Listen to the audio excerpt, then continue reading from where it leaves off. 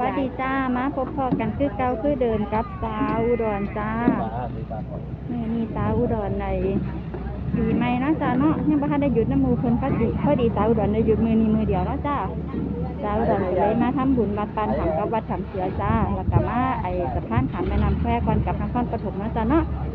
สาวอุดรนำสะพานแม่น้ำแควมาฝากพี่ปานาอาจ้า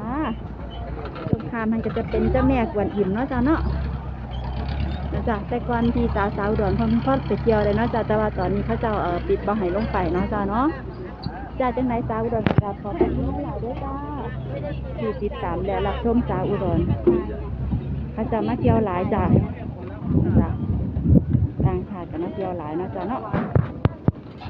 ข้างๆนี่จะเป็นแพร่จ้ะร้านอาหารจ้าเดินตามย่ามาที่ลูกมั้ยจ้าท่านนายสาวอุดรขอบพระคุณหลายๆด้วยจ้าที่รับชมและติดตามสาวอุดร